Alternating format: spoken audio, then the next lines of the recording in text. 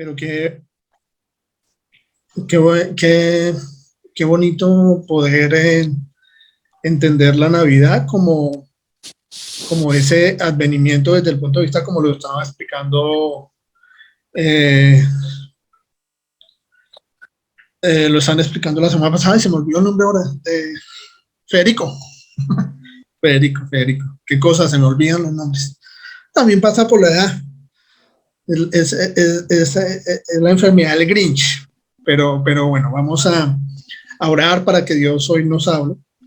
Pues vamos a estar hablando de un pasaje muy bonito. Vamos a hablar del último de los profetas. Yo no sé si ustedes se han visto la película El último de los mohicanos, pero aquí vamos a hablar de los últimos, el último de los profetas, entendido como en el sentido del Antiguo Testamento. Vamos a estar hablando del Juan el Bautista.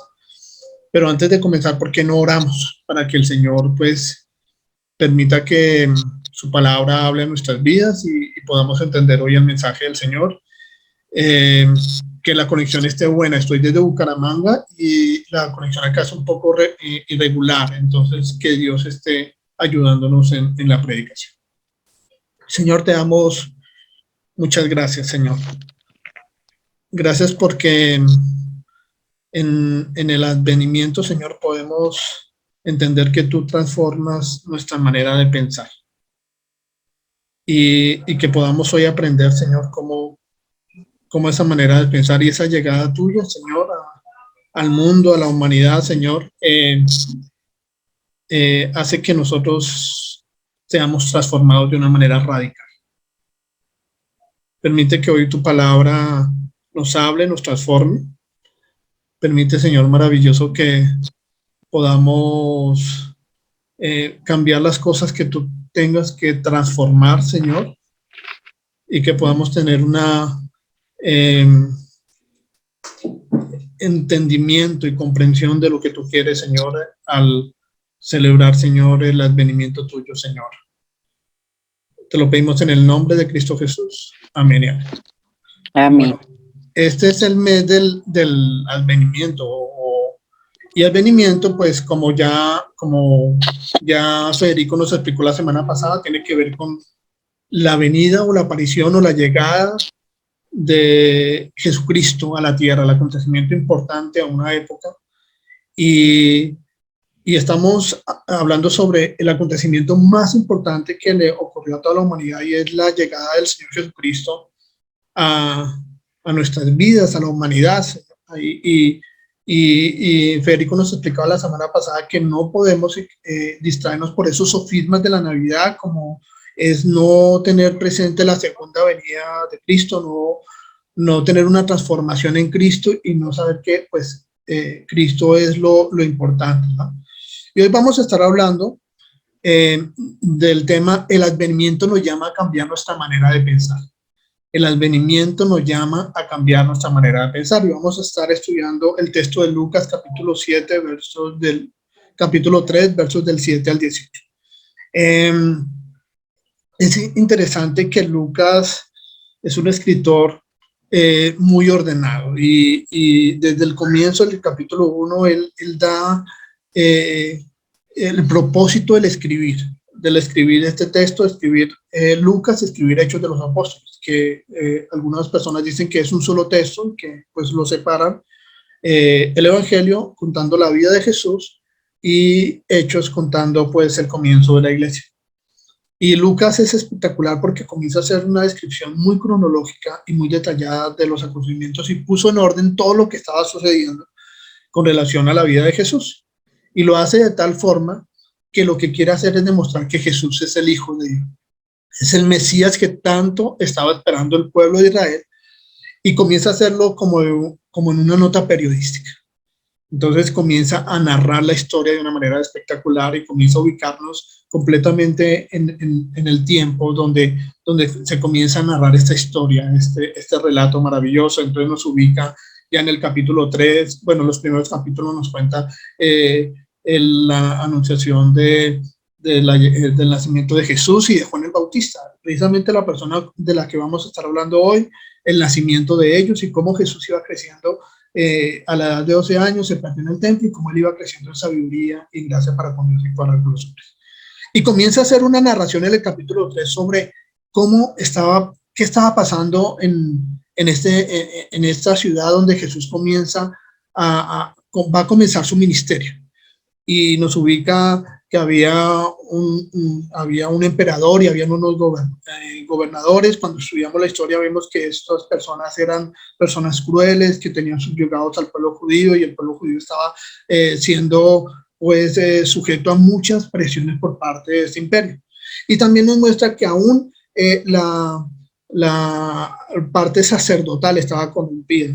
En ese momento se encontraba Anás y Caifás como sumos sacerdotes. Bueno, estaba suegro y yerno en el sumo sacerdocio, y cómo estas personas también iban en contra de ese propósito de Dios y lo que Dios quería, porque eran puestos también por el imperio romano.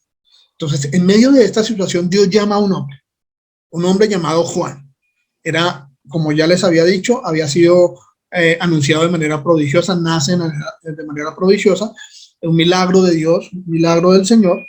Y Juan estaba apartado del desierto, estaba apartado en el desierto, estaba alejado del mundo, porque él decía: yo no quiero ser como el resto de personas, yo quiero ser un hombre consagrado a Dios, no quiero contaminarme de lo que está contaminado ya el pueblo judío, y se decide apartarse pues al desierto. Y el del desierto Dios lo llama. Juan tenía la misma edad de Jesús, y Juan comienza a mostrar un ministerio de profecía que era muy parecido a los profetas del Antiguo Testamento. Era lo que podríamos decir un predicador a la antigua. En Mateo nos muestra que aún en su misma forma de vestir trataba de mostrar lo que era. Él mostraba pues su dureza y su forma de ser, aún en su forma de vestir. Se vestía con pelos de camello. Ahí tenemos la imagen de Juan el Bautista. Traté de buscar la más parecida, pero lamentablemente la foto se dañó, entonces tratamos de conseguir una más cercana. Y además su forma de comer pues era completamente diferente a la que todo el mundo pues comía en sus alrededores. Él se alimentaba con langostas, que son, yo cuando leí langostas, y hasta leí un comentario de cuáles eran las langostas, algunos decían que pues, las langostas eran muy parecidas pues a los camarones, pero en realidad cuando voy a Levítico se refiere a insectos, y eran estos insectos que están ahí en la pantalla. Entonces él se alimentaba con eso y se alimentaba con miel silvestre. Entonces el mensaje de Juan el Bautista tenía que ver mucho con la misma forma en que él se comportaba. Él era muy consecuente de la forma como él se vestía, como él vivía y lo que él predicaba. Entonces, ¿cuál era su misión? Su misión era preparar el camino del Señor, preparar el camino para la predicación del Evangelio. Y lo hacía de una manera muy radical. Su mensaje no era suave, su mensaje era muy confrontante. A veces se podría decir que era grosero. Además, Lucas lo que quiere demostrar es que Juan era el cumplimiento de una profecía que estaba en Isaías 40, versos 3 al 5, que dice lo siguiente: esto sucedió, o sea, la predicación de Juan y el mensaje, la preparación de Juan, esto sucedió como está escrito en el libro del profeta Isaías. Una voz grita en el desierto: preparen el camino del Señor, ábrale un camino recto, todo valle será rellenado, todo cerro y toda colina será nivelada, los caminos torcidos serán enderezados y allanados los caminos disparejos. Todo el mundo verá la salvación que Dios envía. Juan se constituye en ese mensajero de esa profecía, una voz que proclamaba al gran rey que ya estaba a las cercanías. O sea, él estaba proclamando el advenimiento, la llegada de ese gran Mesías, de ese Salvador. Su mensaje, además de proclamar pues la venida de ese Salvador, era un mensaje de arrepentimiento, un cambio total de vida. Y esta manera de predicar lo hizo con mucha fuerza y mucha vehemencia. Entonces, el trabajo específico de Juan era preparar el camino. Como cuando los reyes de la antigüedad enviaban su séquito para preparar el camino, y se preparaba el camino delante de él.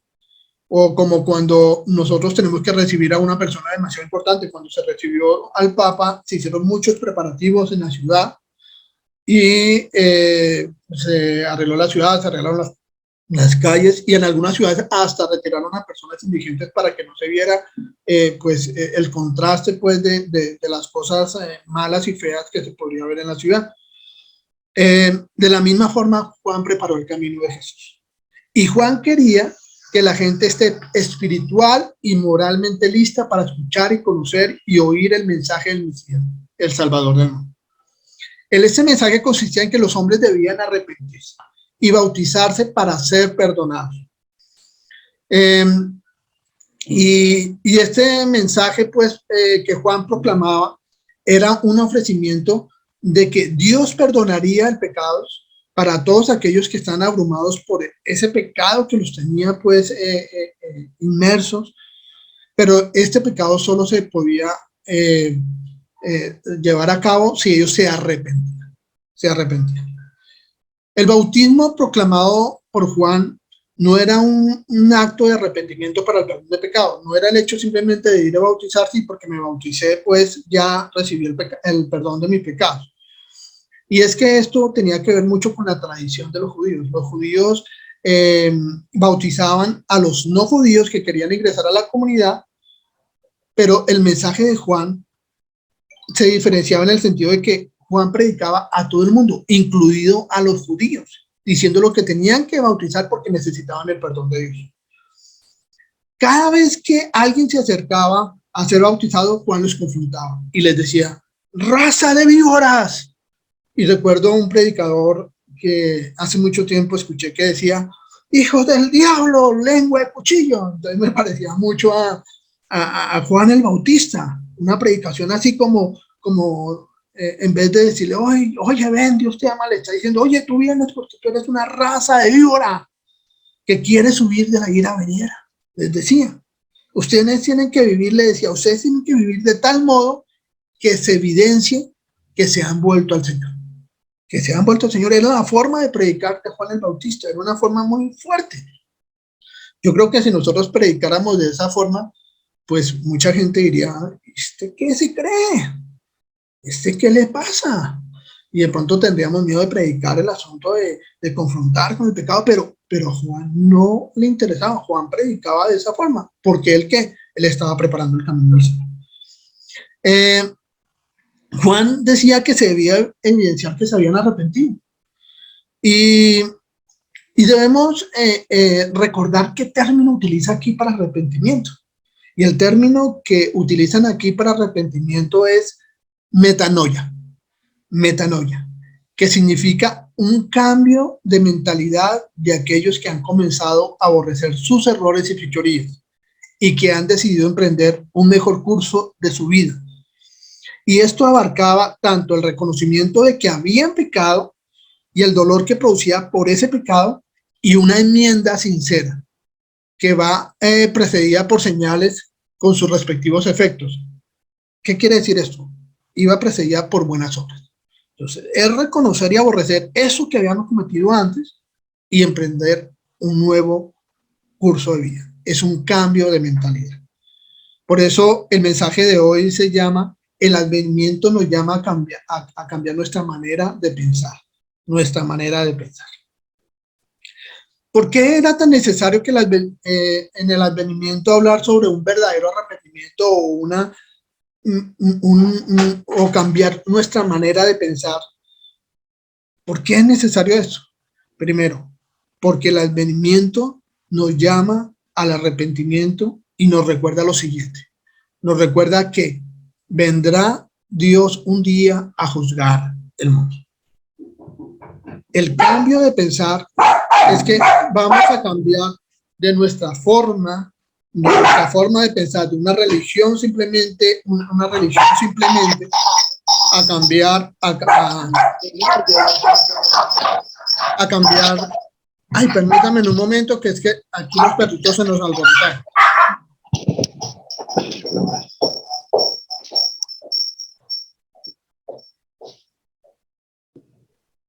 Listo, ya los calmamos. Qué pena con ustedes. Entonces, el advenimiento nos llama al arrepentimiento y nos recuerda que vendrá un día donde Dios juzgará al mundo. Dios va a juzgar el mundo. Eso es lo que nos recuerda el advenimiento. Esa manera de pensar es que Dios nos hace entender que Dios juzgará al mundo. Entonces, vamos a ir a Lucas capítulo 3 y vamos a leer de los versos del 7 al 9, que dice lo siguiente. Cuando la gente salía para que Juan los bautizara, él les decía: raza de víboras, ¿quién les ha dicho a ustedes que van a librarse del terrible castigo que se acerca? Pórtense de tal modo que se vea claramente que se han vuelto al Señor, y no vayan a decir entre ustedes: nosotros somos descendientes de Abraham, porque les aseguro que incluso a estas piedras Dios puede convertirlas en descendientes de Abraham. Además, el hacha ya está lista para cortar los árboles de raíz. Todo árbol que no da buen fruto se corta y se echa al fuego. Cuando hablamos del advenimiento y la venida del Señor, nosotros tenemos que ver dos caras. Y es que la primera cara es que el Señor viene como Salvador. Viene como Salvador de nosotros. Una salvación que trae por su obra redentora en el mundo. Su nacimiento, su sacrificio y su resurrección. Todo lo que Él hace nos muestra pues la salvación. Pero la segunda cara es que un día nosotros nos vamos a enfrentar a un juicio. Vamos a tener que enfrentar ese juicio en el fin de los tiempos. La cuestión es cómo vamos a enfrentar este juicio, con Cristo o sin Cristo. Hebreos 9:27 dice lo siguiente: y así como todos han de morir una sola vez y después vendrá el juicio. Todos tenemos que enfrentarnos en algún momento al juicio de Dios. La cuestión es cómo nos vamos a enfrentar. ¿Nos vamos a enfrentar con Cristo o nos vamos a enfrentar sin Cristo? Segunda de Corintios 5:10 dice lo siguiente: porque todos tenemos que presentarnos ante el tribunal de Cristo. Todos, aquí dice el término, todos tenemos que presentarnos ante el tribunal de Cristo para que cada uno reciba lo que le corresponde según lo bueno o lo malo que haya hecho mientras estaba en el cuerpo. Entonces, hay que pensar en esto. Nuestra manera de pensar cambia en el sentido de que entendemos que nosotros tenemos que enfrentarnos a ese juicio de Dios, que Dios vendrá un momento a juzgar el mundo, No se puede huir al juicio de Dios. Y el profeta Juan les hace un llamado y un llamado de atención a las personas que se les estaba comunicando. Y le dicen: ustedes no pueden huir del juicio de Dios por medio de rituales. Cuando le dicen: oiga, generación de Dios, ¿qué hacen ustedes tratando de vivir de la ira venidera? Entonces, tal vez podría uno pensar que ellos acudían a Juan para cumplir un rito más del bautismo y para decir: listo, voy a cumplir el rito del bautismo, y entonces con esto voy a ser salvo. Y a veces en la iglesia se nos vende de pronto la idea que si oro mucho, entonces pues recibo más beneficios del Señor, o aún la salvación. Si yo pacto, entonces recibo pues la salvación y Dios obra, y tratamos de hacer un poco de ritos, pero en realidad Dios mira el corazón de cada uno de nosotros. ¿Cuál es la intencionalidad cuando nosotros nos acercamos a Dios?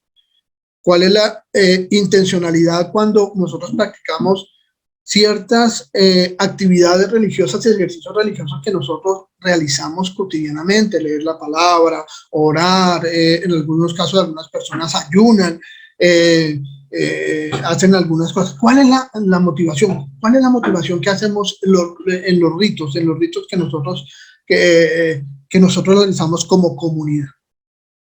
El profeta Juan les estaba llamando la atención y les decía: ustedes no pueden huir de los juicios venideros a través de rituales. No van a huir del juicio venidero. Tampoco van a huir del juicio venidero diciendo que ustedes pertenecen a un grupo determinado. Y el texto lo plantea diciendo: no vayan a decir entre ustedes: nosotros somos descendientes de Abraham. a veces nosotros también decimos, no, como hago parte de una comunidad cristiana de sana doctrina, entonces yo ya soy salvo. Y, y podríamos pensar, no, es como yo soy reformado, yo soy pentecostal, yo tengo la verdad. Y pareciera ser como que se está luchando la salvación por lo que la comunidad y por lo que el resto de personas han vivido y experimentan en su fe. Juan en el capítulo 8 eh, nos habla sobre quiénes eran verdaderamente los hijos de Dios y les hace un llamado pues de atención a todos los judíos que los estaban criticando y que no creían en Jesús. Y les decía, ustedes dicen que son hijos de Abraham, pero en realidad si fueran hijos de Abraham harían lo que Abraham hizo. Y creerían en la verdad, creerían que Jesús es el Hijo de Dios y creerían a las palabras de Jesús, pero como ni amaron a Jesús ni creyeron a Jesús, ustedes son hijos del diablo. Entonces, el hecho de pertenecer a una comunidad, el hecho de pertenecer a un grupo, de tener unas creencias, pues no nos garantiza pues de que nos vamos a ser excluidos de ese juicio de Dios. No, no nos garantiza eso. No nos excluimos pues en la iglesia, no nos excluimos pues en la raza, ni en la congregación, ni en la doctrina pues que manejamos para decir que por eso vamos a estar excluidos de Dios. Es más, el texto dice que Dios ya tiene listo su juicio, que ya tiene lista puesta el hacha pues en el árbol, y utiliza la metáfora de un árbol que va a ser cortado, y que si ese árbol no da su fruto, no da un buen fruto, va a ser cortado y echado al fuego.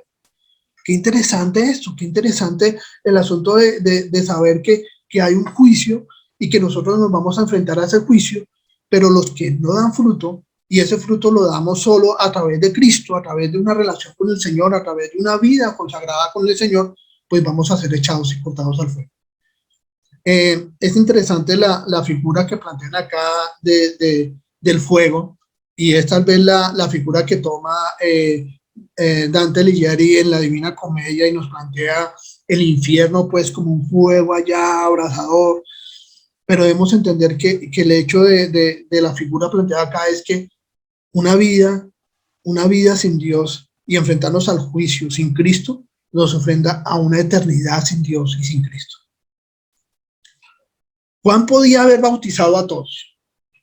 Juan pudo haber estado contento cuando llegó todo ese mundo de gente y diciendo, no, yo quiero ser bautizado. Pero sin un genuino arrepentimiento, ellos simplemente hubieran realizado un acto religioso simplemente vacío y hueco. Él los estaba llamando a una verdadera conversión. Y sin una verdadera conversión, sin una metanoia, sin un cambio de mentalidad, pues no hay salvación. Sin una verdadera entrega de Jesús, sin un cambio de dirección, pues no hay una conversión verdadera. Y eso se manifiesta ¿cómo? Cuando nosotros damos frutos. Cuando nosotros damos frutos. Que nosotros en este texto planteamos unos frutos que vamos a estar viendo, pero también en la Biblia nos plantean muchísimos frutos del Espíritu. El fruto de Gálatas capítulo 5, el fruto del Espíritu. Gozo, paz, paciencia, benignidad, amor. Bueno, tantas cosas que nos plantea pues el texto de la Biblia con relación a los frutos. Es necesario que entendamos quiénes somos, que somos pecadores, empedernidos. Y cuando reconocemos que somos pecadores empedernidos, vamos a reconocer y a entender el gran sentido de la gracia de Dios, de la obra de Cristo que hizo por nosotros. Y cómo nosotros vamos a tener esperanza al momento de enfrentarnos a este juicio final. Porque no nos vamos a enfrentar a este juicio final como los que están afuera. Nosotros nos vamos a enfrentar a este juicio final con esperanza, porque tenemos a Cristo y en Cristo tenemos salvación.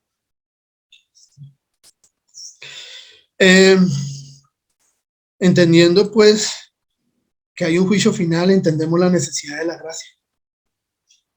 Entendemos que debemos volver a tener una relación profunda con el Señor. Ahora nos enfrentamos al juicio venidero, ya no con rituales, no con posiciones o con quién soy o quién ubica mi vida. Nos enfrentaremos completamente diferente, con esperanza. Y esto implica un cambio radical de nuestra mente. Ahora, en estos últimos días, pues nos hemos tenido que enfrentar a pensar en la muerte, a pensar en la muerte. El hecho de tener a familiares enfermos muy cercanos nos hace pensar en la muerte. Y pensar en la muerte sin Cristo, pues la Biblia nos dice que es dolorosísimo, que es una cuestión dolorosa. Vivir en la eternidad sin Cristo es completamente doloroso. Pero para quien muere en Cristo, para quien se enfrenta a ese juicio en Cristo, es esperanzador y lleno de amor.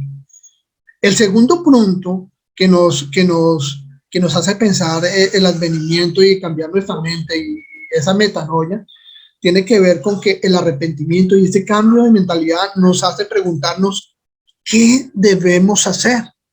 Si ya entendimos que nosotros nos vamos a enfrentar a un tribunal allá en el futuro y que nosotros no tenemos la capacidad pues de enfrentarnos a este tribunal sin Cristo, pues ahora nos preguntamos qué debemos hacer. Y el texto nos plantea esos interrogantes. Entonces vamos a ir a Lucas capítulo 3 y vamos a leer los versos siguientes. Entonces la gente le preguntó, ¿qué debemos hacer? Jesús le contestó, el que tenga 2 trajes, dele uno al que no tiene ninguno.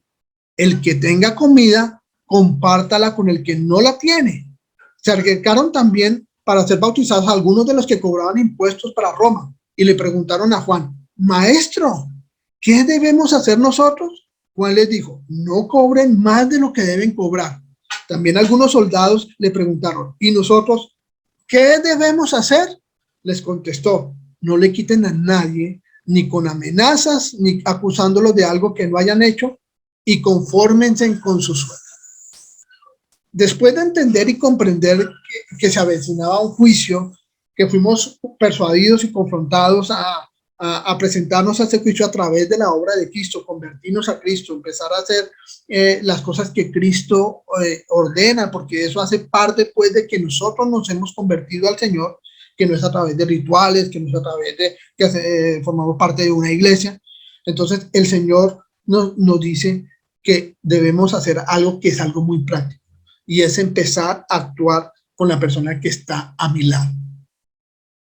Mejorar mi relación con el que está a mi lado.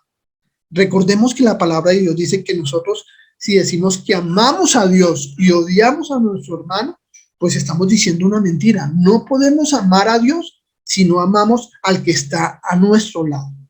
Sí. Entonces, el mensaje de Juan es muy práctico. Él dice, usted lo que tienen que hacer es tener una relación buena, y pone 3 casos específicos. Le pregunta que la gente viniera a decir, ¿qué debemos hacer? Él dice, el que tenga, comparta con el que no tiene. Debemos compartir con el que no tiene. Debemos ser, ¿qué? Generosos. Lo segundo es que le dice a los que cobraban impuestos, cobren lo que es justo. Entonces dice, actúen con justicia y honestidad. Y lo tercero que le dice a los soldados es, no roben, no mientan, no amenacen. Y el término ahí utilizado para amenazar es no sacudan con violencia para obtener unos beneficios. Entonces actúen con integridad y actúen con contentamiento. Entonces, son cosas que son muy prácticas, muy prácticas. Entonces, cuando cambiamos nuestra forma de pensar, nosotros empezamos a actuar de manera diferente y empezamos a vivir en nuestra relación con la persona que está al lado, con la manera que Dios quiere que nosotros actuemos, con generosidad, con justicia, con honestidad, con integridad y con contentamiento. Aquí tenemos que recordar los 2 grandes mandamientos que se resumen absolutamente toda la ley. Ama al Señor con todo tu corazón, con toda tu mente, con todo tu ser, y ama a tu prójimo como a ti mismo. Una muestra visible de que ha ocurrido un cambio de mentalidad y una transformación completa y un arrepentimiento es la forma en que nos relacionamos con las personas que están a nuestro alrededor. Como ya les dije, la Biblia llama mentirosos a los que dicen amar a Dios y odian a sus hermanos. Recordemos un pasaje de la Biblia, y el pasaje del joven rico. El joven rico cumplía absolutamente todos los mandamientos. Dijo, ¿cómo puedo ser salvo? Cumple los mandamientos. Y el Señor le dice, pero además que vende todas tus riquezas y dásela a los pobres. Entonces, qué interesante que el Señor Jesús, el mensaje de Jesús iba acorde con el mensaje que está planteando aquí Juan el Bautista. Y es, nosotros tenemos que mostrar ese amor de Dios, mostrarlo también a las personas que nos rodean. Recordemos el juicio de las naciones. El juicio de las naciones nos plantea que el Señor va a llamar a todos en su juicio, y a algunos les va a decir, apartados de mí, hacedores de maldad. Pondrás a uno a la derecha y otros a la izquierda. Y a uno les va a decir, oye, apartados de mí, hacedores de maldad. ¿Por qué? Porque cuando estuve desnudo no me diste a comer, cuando estuve en la cárcel no me visitaste, todas estas cosas. Y le dice a los otros, vengan a mí, hijos míos, pero Señor, nosotros no te vimos. Pero cuando el Señor le dice, por cuando hiciste esto con uno de mis hijos, con uno de mis pequeños, lo hiciste a mí. Entonces, cada vez que nosotros entendemos que tenemos que hacer algo en nuestra sociedad, que tenemos que hacer algo práctico en nuestra sociedad, estamos entendiendo que Dios está haciendo ese cambio y esa metanoia y ese cambio de mentalidad en nuestra mente. Aquí surge una pregunta que tenemos que hacernos cada uno de nosotros. ¿Qué vamos a hacer? ¿Qué debemos hacer? Y ahora comenzamos el año 2022, ¿cierto? Me estaba olvidando qué año estamos. 2022, comenzamos el año 2022. Y el Señor hoy nos pregunta, ¿qué vas a hacer? Y nosotros debemos cuestionarnos qué debemos hacer, debemos pensar y debemos entender que si hemos entendido que nos tenemos que enfrentar, que Dios nos ha ayudado, que Dios ha hecho una obra perfecta, que nos vamos a enfrentar a un juicio, pues en la eternidad, ¿qué debemos hacer ahora? Y como iglesia, sé que nosotros nos estamos preguntando qué vamos a hacer como iglesia, cuál es el objetivo de nosotros como iglesia. Vamos a seguir siendo los mismos, acomodados, sí, pertenecemos a la confrachía, pero el Señor nos invita, oye, si ha habido una metanoia en ti, si ha habido un arrepentimiento genuino en ti, tienes que hacer algo. Y hemos comenzado, esta semana hemos estado reuniendo dinero para conseguir unos mercados para personas necesitadas. Y gracias a cada una de las personas que han aportado y han sido generosos con esta actividad que estamos haciendo como iglesia. Qué bonito, porque en esto estamos viendo que estamos compartiendo frente a las necesidades del otro. Pero esto implica un poco más. Implica que debemos comprometernos, que debemos hacer, que no debemos quedarnos quietos, que debemos empezar a actuar. Hay necesidades que son materiales, pero hay muchas necesidades que son espirituales. Hace unos días tuve la amarga experiencia de en el parque, el frente del parque donde vivo, ver un caso de una persona que se suicidó en el columpio de los niños, se colgó y se ahorcó. Un señor, dicen que tenía más o menos 60 años y me impactó y yo quedé muy confrontado porque yo decía, yo tuve la oportunidad de pronto de decirle, oye, hay esperanza, y tenemos la oportunidad de decirle a muchas personas, oye, hay esperanza en Dios. Y en eso está también la misericordia y la bondad de Dios, decirle al mundo que necesita pues del Señor, que necesita el amor. Tenemos que ser generosos con la compañía, tenemos que ser generosos con las necesidades, tenemos que actuar como Dios quiere que nosotros actuemos. ¿Qué vamos a hacer? Y el tercer punto, ya me estoy pasando del tiempo, entonces dice que el Señor nos cambia nuestra manera de pensar y nos hace entender que no hay nadie como Cristo. No hay nadie como Cristo. Juan sigue en su predicación y la gente estaba impactada por la forma en que él estaba predicando y se estaba preguntando, ¿será la forma en que predicar y que impacta pues los corazones, la predicación que era dura de Juan, impacta los corazones? ¿Será que este es el Cristo? Entonces el texto dice lo siguiente, la gente estaba en gran expectativa y se preguntaban si tal vez Juan sería el Mesías. Pero Juan les dijo a todos: yo en verdad los bautizo con agua, pero viene uno que los bautizará con el Espíritu Santo y con fuego. Él es más poderoso que yo, que ni siquiera merezco desatarle la correa de sus sandalias. Trae su aventador en la mano para limpiar el trigo y separarlo de la paja. Guardará el trigo en su granero, pero quemará la paja en el fuego que nunca se apagará. ¡Wow! ¡Qué duro es esto! ¿Cierto? Y qué esperanzador es esto. El pueblo esperaba a un Mesías. ¿Y qué esperaba? Esperaba a un hombre como Juan, capaz de llevar masas y de alentar y de cambiar los corazones. Pero a veces actuamos diferente a Juan. A veces sufrimos yo lo llamo síndrome de Mesías. Nos creemos tan indispensables y decimos: es que sin nosotros nada puede seguir y nada puede pasar y nada puede hacer, y yo soy el que ayuda a las personas y soy súper indispensable. Pero Juan nos enseña algo completamente diferente. La Biblia y este pasaje nos enseña que nosotros debemos predicar desde una visión y una óptica cristocéntrica. Toda la Biblia debe leerse desde esta óptica cristológica, toda la Biblia. El Antiguo Testamento debe ser leído desde la revelación del Nuevo Testamento. No debe separarse. Toda la revelación del Antiguo Testamento debe leerse a la luz del Nuevo Testamento. Charles Spurgeon decía que un sermón sin Cristo es basura, es hojarasca. El fin de toda enseñanza bíblica debe siempre conducir a predicar a Cristo. ¿Y cómo lo hizo Juan?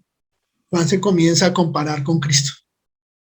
En las clases de los sábados que estamos viendo Doctrina de Dios, nosotros estábamos viendo que hay atributos que Dios ha comunicado a la humanidad, a cada uno de nosotros. Nosotros somos esa imagen de Dios, cada uno de nosotros es imagen de Dios, pero por culpa de pecado esa imagen se dibujó. Pero nosotros seguimos teniendo algunos rasgos de ese identidad. Pero ¿cuál debe ser nuestro estándar de medición? Debe ser Dios y debe ser Cristo, debe ser la obra que hizo Cristo. Y cuando nosotros nos medimos con referencia a Cristo, pues nos damos cuenta que no somos nada y que somos pequeños. Juan se compara con Cristo. Y Juan comienza a decir: Cristo no tiene comparación. Es un ser poderoso. Es un ser poderoso. Tiene el poder para hacer cualquier cosa. Tiene el poder para transformar los corazones a través de su Espíritu Santo. Yo los bautizo a ustedes a través de un ritual, a través de una forma, de un bautismo que representaba si me he convertido. Pero el Señor Jesús los va a transformar con su Espíritu Santo y va a perdonar sus pecados y va a transformar su vida. Solo Dios, a través de su Espíritu, lleva a las personas al arrepentimiento. Y es a través de la obra de Cristo que nosotros podemos tener esto. Jesús es incomparable también en dignidad. Juan no era digno ni siquiera de desatar su calzado. Y él lo dice. Él demuestra que Jesús es incomparable en su grandeza y en su dignidad. Hay que entender quiénes somos nosotros y quién es Cristo. Hay que entender que nuestro mensaje no tiene que estar enfocado en cosas o en nosotros, sino que nuestro mensaje tiene que ser cristocéntrico. Tenemos que predicar a Cristo. El cambio de mente, este advenimiento produce en nosotros que nosotros prediquemos a quién, al Señor. Y eso es lo que debemos hacer. ¿Quién soy según la Biblia? Pues somos creados a imagen de Dios. A esa imagen de Dios hemos sido creados, pero esa imagen de Dios ha sido dibujada por el pecado. El advenimiento debe cambiar nuestra manera de pensar. Debe llevarnos a un arrepentimiento. Entender que necesitamos de Cristo para no ser juzgados en el juicio venidero. Nos anima a mostrar frutos de un verdadero arrepentimiento en la forma como nos relacionamos con las personas que nos rodean, y nos hace entender que Jesús es lo mejor, que Cristo es lo mejor, en su grandeza, en su poder, en su dignidad, y que nosotros comparados con Él, pues debemos tener una actitud de humildad. Hoy debemos hacernos una pregunta, y es, ¿qué vamos a hacer en este nuevo año que entra? Ahora que hemos entendido que nos vamos a enfrentar pues a un juicio venidero, que debemos actuar de una manera diferente y con misericordia con la persona que está a nuestro lado, y que debemos entender que Cristo es lo mejor y que nuestro mensaje debe ser cristocéntrico y llevar ese mensaje a mundo.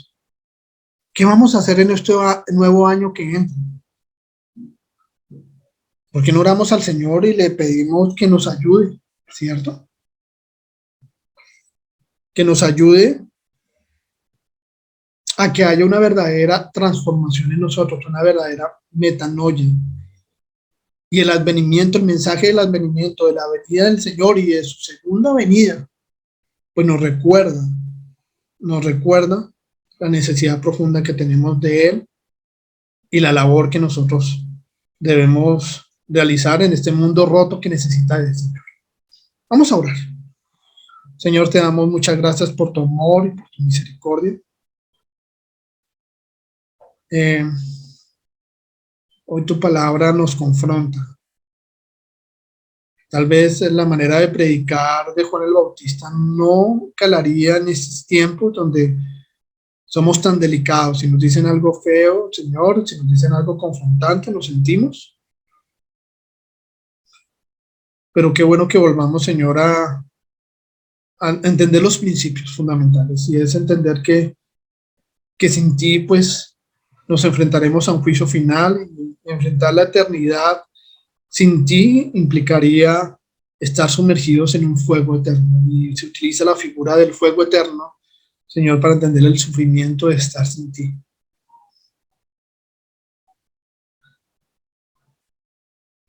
El arrepentimiento genuino nos invita a comportarnos con generosidad y amor con las personas que nos rodean, Señor. Y nos recuerdas que tú eres lo más importante y lo que debemos enseñar y predicar en un mundo roto. Ayúdanos, Señor. Inquiétanos a qué debemos hacer en este mundo y en el lugar donde tú nos has puesto. Inquiétanos a cada uno de los que estamos aquí en comunidad a entender que necesitamos de ti, que necesitamos de tu misericordia, y que tenemos una labor que hacer, una labor práctica, pero no para enorgullecernos nosotros, sino para mostrarte a ti, mi amado Jesús.